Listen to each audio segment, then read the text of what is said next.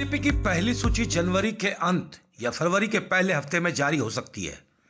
पहली लिस्ट के प्रधानमंत्री नरेंद्र मोदी और गृह मंत्री अमित शाह का नाम हो सकता है। 2019 के लोकसभा चुनाव में भी बीजेपी ने अपनी पहली ही सूची में पीएम मोदी और अमित शाह की सीटों का नाम का ऐलान किया था। बीजेपी की पहली सूची में उन 164 सीटों से ज्यादातर सीटों पर उम्मीदवारों का नाम भी होगा जो सीटें वो आज तक कभी नहीं जीती या जीत का मार्जिन बेहद कम रहा हो। बीजेपी पिछले 2 साल से ऐसी सीटों पर लगातार मेहनत कर रही है। ऐसी स्थिति में कौन होगा धनबाद लोकसभा का उम्मीदवार? 1 दर्जन दावेदारियों में हम कुछ चर्चित चेहरों पर चर्चा करते हैं। पशुपति नाथ सिंह, एक शानदार राजनीतिक कैरियर, 3 बार पार्षद, 3 बार विधायक और 3 बार सांसद। भ्रष्टाचार के पूरे जीवन में कोई भी आरोप नहीं, लेकिन विकास कार्यों को लेकर निराशाजनक रवैयों को लेकर आरोप लगते रहे। यह आरोप तब और तीव्र हो गए जब एम्स और एयरपोर्ट देवघर चले गए। कई ट्रेनें भी धनबाद से छिन गई।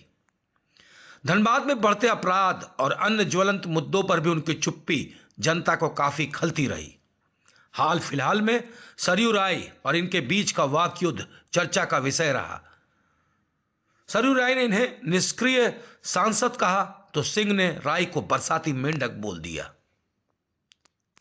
शेखर अग्रवाल, एक समय झारखंड के मुख्यमंत्री के आंख और कान माने जाते थे।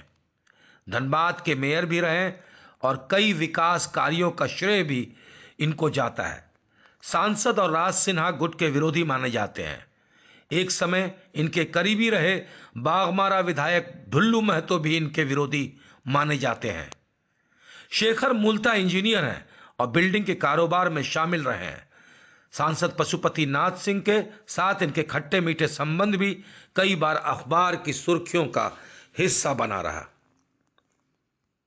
गणेश मिश्र, भाजपा से निरसा विधानसभा से चुनाव लड़कर बहुत ही कम वोटों से हारे। प्रदेश की राजनीति में कभी इतने बड़े चेहरे के रूप में उभरे थे कि इनके बारे में कभी भावी प्रदेश अध्यक्ष तो कभी मुख्यमंत्री बनने तक की अटकलें लगती रहती थी। पिछले चुनाव में भाजपा ने इनका टिकट काटकर अपर्णा सेनगुप्ता को टिकट दे दिया।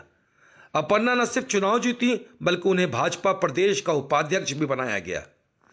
मिलनसार और मधुर स्वभाव के धनी गणेश मिश्रा जी बाबूलाल मरांडी की यात्रा के प्रमंडलीय प्रभारी भी बनाए गए थे।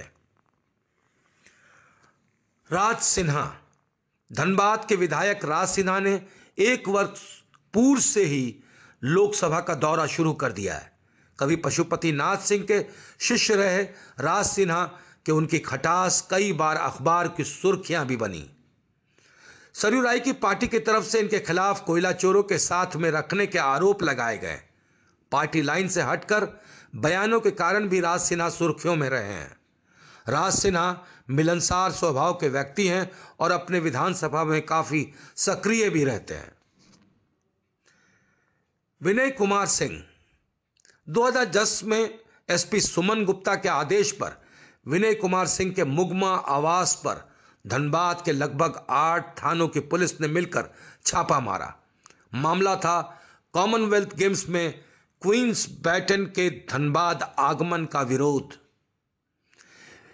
विनय ने उसको उपनिवेशक मानसिकता से उपजी बीमारी कहकर उसका विरोध किया था। विनय भाजपा के राष्ट्रीय think tank Shyama Prasad Mukherjee foundation के साथ काम करते हैं और राष्ट्रीय सुरक्षा पर 2 चर्चित पुस्तकों के लेखक भी हैं। विनय टीवी चैनलों पर एक चर्चित चेहरे हैं। झारखंड में आतंकी संगठन पीएफआई पर प्रतिबंध हो या चिट फंड कंपनियों के खिलाफ सफल आंदोलन या गौ तस्करी के खिलाफ अभियान, इन सब मुद्दों पर विनय की सक्रियता जिले में और कभी कभी राष्ट्रीय स्तर पर चर्चा का विषय रहा है। विनय अपने परिचय में अपने को कोयला मजदूर का बेटा कहकर संबोधित करते हैं। नए चेहरे के तौर पर विनय की दावेदारी धनबाद लोकसभा के लिए मजबूत हो सकती है। पार्टी सूत्रों की माने तो पार्टी ने टिकट बंटवारे का भी प्लान तैयार कर लिया है।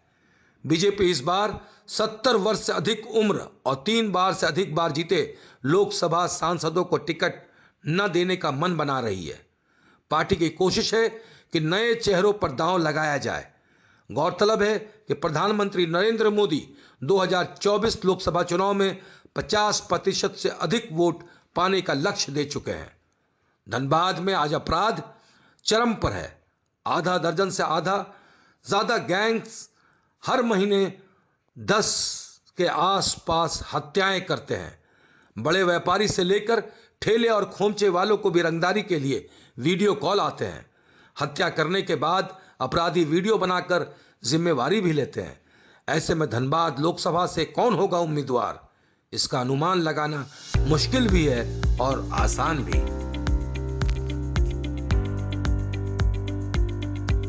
बीजेपी की पहली सूची